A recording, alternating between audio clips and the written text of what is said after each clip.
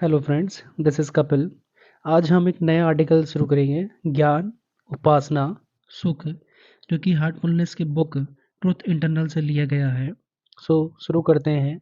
ज्ञान, उपासना, सुख। जब तक मनुष्य को किसी विषय की वास्तविक प्रकृति, उसका प्रभाव और उसका लाभ मालूम नहीं हो जाता, वह उससे आश्वस्त नहीं हो पाता और ना ही उसे मान पाता है। और जब तक वह उसे मान नहीं पाता, उसे शांति और सुख प्राप्त नहीं होता। सारे सुख का रहस्य चित्तवृत्तियों के स्थिर हो जाने व ठहर जाने में ही निहित है। पहले शांति व स्थिरता आती है, फिर सुख आता है। प्रकृति की यही व्यवस्था है। ये सारा खेल ही उस व्यवस्था के अनुसार है। लेकिन ज्ञान और आध्यात्मिकता का संबंध, जिनके महत्व पर इतना अधिक जोर दिया जाता है, बंधनों और आवरणों से नहीं तो जो हो चुका है और जो हो रहा है या जो होगा और होता रहेगा, अपने उसी क्रम से चलता रहेगा। अब प्रश्न यह उठता है कि यदि हर चीज स्वतः ही होनी है, तो फिर ज्ञान में ऐसी क्या महान बात है? ज्ञान की जरूरत और उसकी इच्छा व उसके प्रयास की जरूरत ही कहाँ रह जाती है? इसका उत्तर यह है कि जिसे हम ज्ञान व ज्ञान के लिए संघर्ष कहते हैं, वह भी प्रकृति की उसी व्यवस्था क्रम में है। उससे हम कैसे बच सकते हैं? वह तो अपने प्राकृतिक क्रम से होता ही रहेगा। फिर प्रश्न यह उठता है कि जब हमारी परवाह किए बिना ही किसी घटना को होना है, तो हम परवाह ही क्यों करें? क्योंकि हमारे प्रयास भी व्यर्थ होंगे और वह चीज भी हासिल ना होगी। इसका उत्तर यह है कि चिंता ना करना ही बेहतर है। अगर कोई चिंता ना हो तो सब ठीक है, लेकिन जिसे हम चिंता कहते हैं, वह मन की एक चुभन और भीतरी इच्छाओं का परिणाम है। जब तक उस इच्छा की पूर्ति ना होगी, वह उसकी पूर्ति के लिए कार्यरत रहेगा। संस्कृत में इस इच्छा को वासना कहते हैं। इसी के कारण यह मानव अस्तित्व में आता है, और जब तक यह इच्छा इच्छाहीनता में नहीं बदल जाती, कोई शांति नहीं पा सकता। इच्छा का इच्छाहीनता में बदल जाने का अर्थ है स्थिरता, उपासना और ठहराव आ जाना। इसकी प्राप्ति या तो ज्ञान से होती है या फिर इच्छा पूर्ति से उत्पन्न हुए संतोष से। यदि इच्छित वस्तु मिल जाए तो एक प्रकार की स्थिरता आ जाती है। इसलिए ज्ञानियों ने ज्ञान का गुणगान किया है, और यह शब्दांश सही भी हैं। जब तक किसी को ज्ञान नहीं हो जाता, उसके विवेक, उसके फैसले और उसके मन की दृढ़ता में कमी रह ही जाती है। यह तो सभी जानते हैं कि जो व्यक्ति तुरंत फैसले नहीं ले सकता और हिचकिचाता है, वह हमेशा बेचैन रहता है। दूसरी बात यह है कि प्रकृति में हर दशा हमेशा एक जैसी नहीं रहती। इसमें उतार चढ़ाव, अप्स एंड डाउन्स होते रहते हैं। जैसे जागृत अवस्था फिसल कर स्वप्न अवस्था में चली जाती है, और स्वप्न अवस्था स्वाभाविक गहरी निद्रा में, यही गहरा निद्रा से निकल कर फिर स्वप्न अवस्था या जागृत चेतना में बदल जाती है। यह दिनचर्या है जिसे काल चक्र कहते हैं। संतुष्टि या इच्छाहीनता लगभग एक जैसी दशाएं हैं। इच्छा की पूर्ति को भोग और इच्छाहीनता को योग कह सकते हैं। साथ ही योग भोग भी है। रस लेना भोग है और समस्त सार का एक हो जाना योग। अंततः ज्ञान और कर्म दोनों एक हो जाते हैं। आरंभ के एक कर्म से हजारों कर्म और एक इच्छा से हजारों इच्छाएं जन्म लेती हैं। जो इन बातों को नहीं जानता वह अंधेरे में है। जब कर्म करने का और इच्छाएं दूर करने का अनुभव हो जाता है और मन भी शुद्ध हो जाता है तो ज्ञान की दशा खुलती है। विवेक जागृत हो जाता है। मनुष्य प्रकाश के क्षेत्र में प्रवेश करता है और उसका मन इच्छाहीनता पर दृढ़ हो जाता है। पहली अवस्था कर्म है और अंतिम अवस्था ज्ञान। बिना सोचे समझे वार्तालाप कन्वर्सेशन में लगे रहना पहली अवस्था है। इसे मीमांसा कहते हैं। मीमांसा की दो ब्रांचेस या शाखाएं हैं। पहली पूर्व मीमांसा और दूसरी उत्तर मीमांसा। पूर्व मीमांसा कर्म है जिसका संबंध वेद की उपयोगिता वाले पहलू यानी ज्ञान से है। इस ख्याल से यह पहली अवस्था है। उत्तर मीमांसा ज्ञान है लेकिन केवल वही ज्ञान जिसका संबंध वेद के तात्विक पहलू से है। यह उससे अगली अवस्था है। जो उन्हें वैसा ही समझते हैं वे भ्रमित नहीं होते, लेकिन वे जो किसी इच्छा पूर्ति के ख्याल से साधारण कर्म करते हैं और कर्म के बाद कर्म व इच्छा के बाद इच्छा बनाते चलते हैं और इस चक्र में वे फंसे रहते हैं, लक्ष्य से दूर फेंक दिए जाते हैं। इसी प्रकार वे जो ज्ञान का उद्देश्य जानते हुए भी केवल बहस, सबूत और चर्चा में उलझे रहते हैं, बीच में ही भटक जाते हैं। वह बाल की खाल निकालते रहते हैं, जिसे इंग्लिश में बोलते हैं हेयर स्प्लिटिंग, और कहीं के नहीं रहते। कर्म अस्तित्व की अभिव्यक्ति का व्यवहारिक या उपयोगात्मक पहलू है, जबकि ज्ञान उसका तात्विक पहलू है। इन दोनों के मध्य इन्हें जोड़ने वाली एक कड़ी मानव हृदय है। यही हार्ट अस्तित्व के व्यक्त संसार में अपनी तरंगे भेजकर कर्म होने का कारण बनता है। इस प्रकार अपने अस्तित्व की अभिव्यक्ति करता है। यही हृदय सूक्ष्म क्षेत्रों में अपनी तरंगे भेजता है और स्वयं को उनके ज्ञान का हकदार मानते हुए मध्य में स्थित रहता है। जब तक वह ज्ञान और कर्म में डूबा रहता है तब तक दोनों का आनंद उठाता है, लेकिन जब वह दोनों में से किसी एक की ओर पूर्णतः झुक जाता है तो वह या तो ये या तो वो हो जाता है, क्योंकि उस पर सूक्ष्म और व्यक्त दोनों क्षेत्रों का प्रतिबिंब व प्रभाव पड़ता है। यदि हृदय को कर्म व ज्ञान दोनों से दूर कर दिया जाए और केवल सूक्ष्म क्षेत्र में ही बने रहना सिखा दिया जाए तो इस शिक्षा को उपासना कहते हैं। इस उपासना के रिजल्ट को आनंद और शांति का नाम देकर उसे अंतिम ध्येय के रूप में रखा गया है। लेकिन इस उपासना में द्वंद्व का सुख है जिस पर भरोसा नहीं किया जा सकता। इसमें यही दोष है। शरीर का यह व्यक्त भाग पदार्थ के अनेक रूपांतरणों का स्थान है।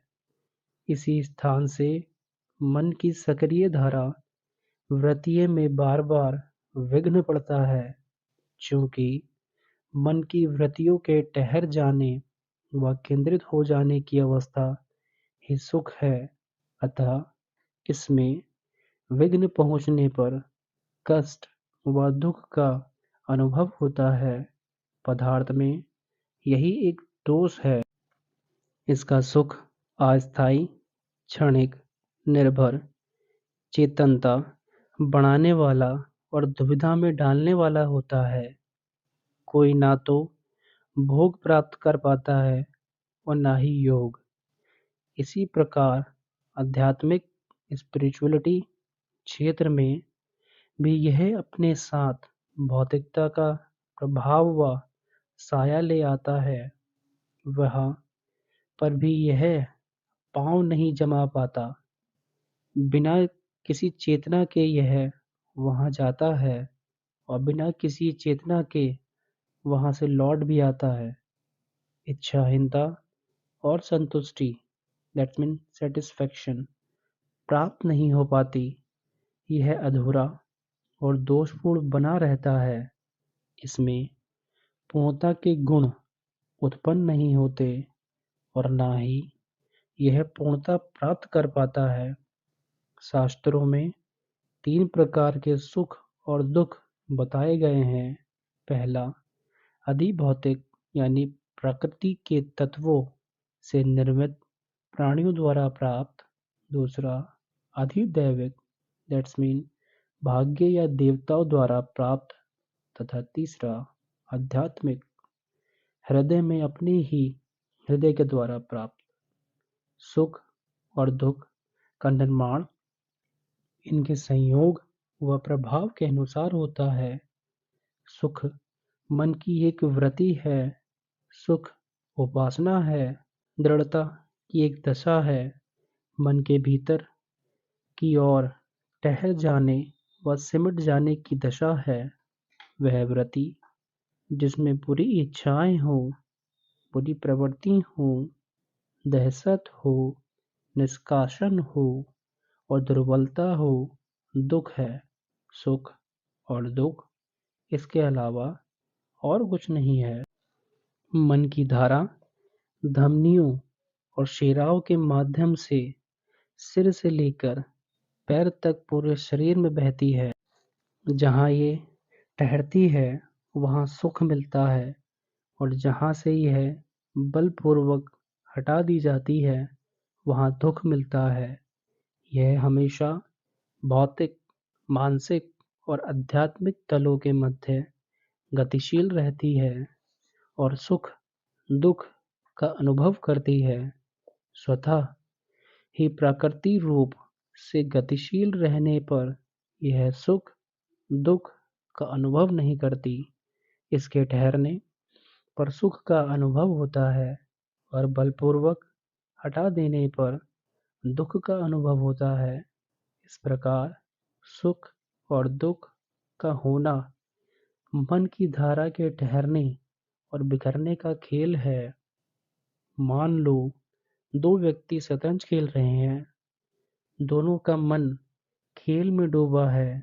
बड़ा दिलचस्प माहौल है और वे आनंद, ताजगी और खुशी महसूस कर रहे हैं। यदि कोई तीसरा व्यक्ति आकर उन्हें परेशान करता है या खेल में विघ्न डालता है और शतरंज का बोर्ड पलट देता है, तो उनका ठहरा हुआ मन बिखर जाता है या यूं कहें कि उनके मन को विचलित कर दिया जाता है। परिणाम यह होता है कि उस जगह से उनका संबंध टूट जाता है, दिलचस्पी खत्म हो जाती है और दुख प्राप्त होता है। यह पहला उदाहरण है। अब दूसरा उदाहरण लें। कोई व्यक्ति बाग में टहलने जाता है। वह फूल देखता है, लताएं देखता है, पथवृक्ष और सुंदर दृश्य देखता है। हर तरफ खुशबू बिखरी हुई है। उसके मन की वृत्ति भी इसमें रम जाती है और वह खुश हो जाता है। यदि कोई व्यक्ति, घटना या विरोध उसका ध्यान जबरदस्ती भंग कर देता है तो उसका सुख दुख में बदल जाता है। एक और उदाहरण लेते हैं। सितार और तबला वादन हो रहा है और गायक गाना गा रहा है। श्रोता संगीत में डूबे हुए हैं और प्रसन्न हैं। अब यदि कोई उन्हें वहां से हटा दे तो उनका मन भी वहां से हट जाएगा और वह दुखी हो जाएंगे। वृत्तियों का केंद्र जब तक खाने की चीजें और स्व की इंद्रियें रहती हैं तब तक उन्हें सुख प्राप्त होता है। खाने की चीज या मुंह का निवाला हटा दें तो वृत्तियां भी स्वयं को पीछे खींच लेती हैं और परिणाम में दुख मिलता है। हड्डियां चबाते हुए कुत्ते को जरा छेड़ें और फिर देखें कि क्या होता है। जब मनुष्य पूर्णतः स्वस्थ होता है तो मन की धारा धमनियों और शिराओं में बहती हुई भौतिक तल पर ठहरती है, जिससे सुख की प्राप्ति होती है। यदि कहीं चोट लग जाए या नस कट जाए या खून बहने लगे तो धारा ठहर नहीं पाती। चोट के कारण वह बार-बार इधर-उधर होती है, जिसका परिणाम और कुछ नहीं बल्कि दुख होता है। पूर्णतः स्वस्थ होने की स्थिति में वृत्तियां ठहरती हैं और प्रसन्नता देती हैं। अस्वस्थ होने की स्थिति में वे बिखरती हैं और दुख देती हैं। यदि पेट ठीक हो तो वृत्तियों के ठहरने से सुख है, यदि पेट ठीक न हो तो वृत्तियों के ठहर न पाने से दुख है। स्वास्थ्य खराब होने की सभी दशाओं में ऐसा ही होता है। शरीर के जख्मी हिस्से पर मरहम लगाने से दो दशाएं बनती हैं, या तो शिराओं की निरंतरता बिना किसी रुकावट के पुनः स्थापित हो जाती है, या फिर वह हिस्सा सुन्न हो जाता है, जिससे वृत्तियां वहां से हट नहीं पाती और कोई दुख नहीं होता। जब कोई हमदर्द मित्र, चिकित्सक, गुरु या प्रिय संबंधी मरीज के बगल में आकर बैठता है तो दवाइयों के प्रभाव से मरीज की मानसिक वृत्तियों का प्रवाह शरीर के निचले भाग से हटकर मस्तिष्क में पहुंच जाता है, जो प्राकृतिक नियम के अनुसार अनजाने ही उसका केंद्र बन जाता है। इसलिए दर्द का एहसास नहीं होता। किसी ऊंचे भवन से गिरकर जब किसी व्यक्ति का सिर फूट जाता है तो इस आघात के कारण मन का प्रवाह शरीर के निचले भाग को छोड़कर मस्तिष्क में चला जाता है। वहां भी वही गुप्त नियम कार्य करता है। सुख कहीं बाहर नहीं होता, वह तो अपने ध्यान को स्थिर करने में है। वह तो वृत्तियों की दृढ़ता में अपने मन को केंद्रित करने में है। इस रहस्य को जो जान जाते हैं उन्हें सुख बाहर नहीं ढूंढना पड़ता। कोई व्यक्ति पूरा दिल लगाकर किसी विचार में मग्न है, परिणाम जानकर वह खुशी में डूब गया है। यह विचार या तो गणित की कोई समस्या या फिर खगोल शास्त्र का कोई रहस्य या दर्शन शास्त्र का कोई प्रश्न या कोई अन्य विचार हो सकता है। ऐसे में भी वह व्यक्ति सुख प्राप्त करता है और उसकी अवस्था लय अवस्था होती है। अब यदि इसमें कोई विघ्न डालता है तो मन उखड़ जाता है और उससे दुख महसूस होता है। आध्यात्मिक क्षेत्र में वृत्तियों की प्रभा और ध्यान की अटलता के अतिरिक्त और कोई सिद्धांत मान्य नहीं है। आध्यात्मिक सुख और कुछ नहीं बल्कि दृढ़ता, ठहराव और शांति है। So thank you. अगर ऐसे ही आर्टिकल आपको मेरी ही वॉइस में अगर अच्छे लगते हैं तो आप मेरे इस चैनल को सब्सक्राइब कर सकते हैं